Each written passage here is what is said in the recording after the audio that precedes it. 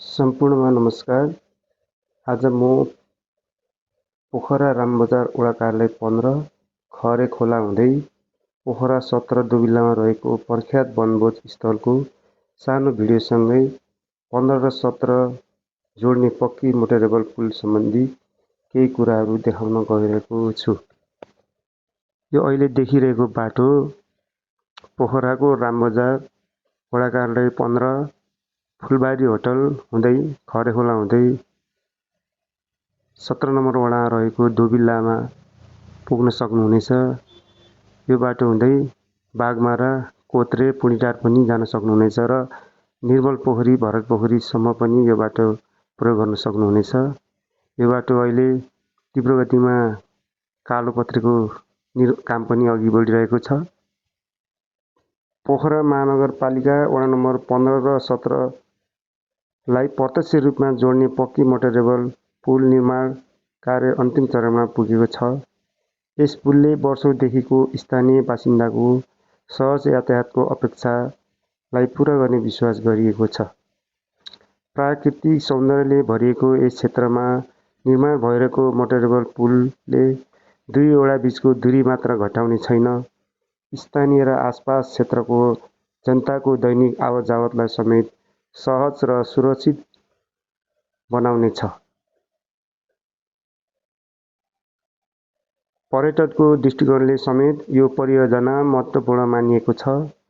पोखराको रमणीय प्राकृतिक दृश्यसँगै आधुनिक पूर्वाधारको विकासले आन्तरिक तथा बाह्य पर्यटक आकर्षित गर्ने थप टेवा पुग्ने पनि देखिन्छ। यो बाटो हुँदै कास्की जिल्लाको वडा नम्बर 21, 33 का स्थानीय बासिन्दाहरूलाई पोखरा रहेको गण्डकी हस्पिटलमा आउनका लागि पनि छिटो छरितोको लागि यो बाटो प्रयोग गर्न सक्नुहुनेछ। यो देखिरहेको पुल पूर्ण रूपमा निर्माण सम्पन्न भइसकेको त छैन, तर पनि सञ्चालन पनि भइसकेको छ। कृपया यो बाटो प्रयोग गरेर कोही आउँदै हुनुहुन्छ भने यो बाटो चाहिँ खुलिसकेको छ। यो पुलको बाटो भएर तपाईँ पोखरा रहेको गण्डकी हस्पिटलमा पनि सजिलैसँग आउन सक्नुहुनेछ।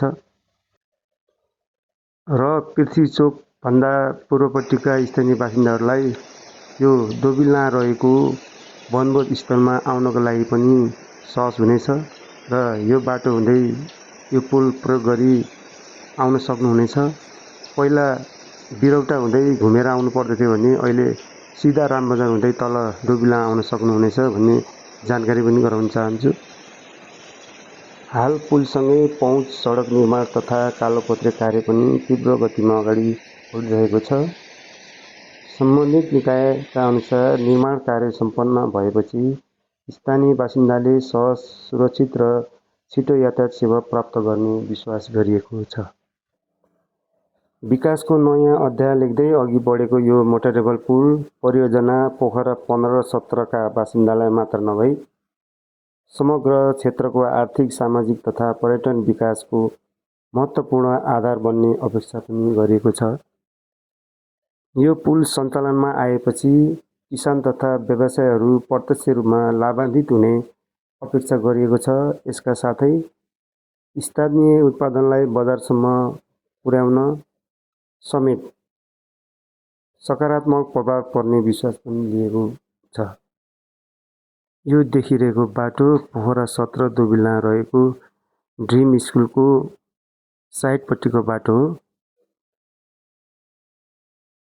म अब तपाईहरुलाई यो पोखरा 17 दोबिल्ला रहेको वनभोज स्थलको सानो भिडियो म देखाउने प्रयास गरिरहेको छु।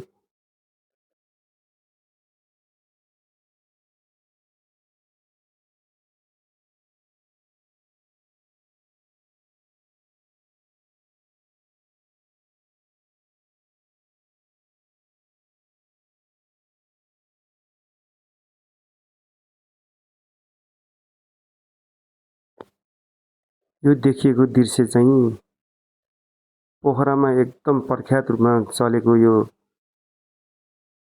वनभोज स्थल हो। यहाँ वनभोज समयमा सिजनमा यहाँ धेरैभन्दा धेरै सङ्घ संस्थाहरूको बाक्लो वनभोज कार्यक्रमहरू हुने गर्दछ।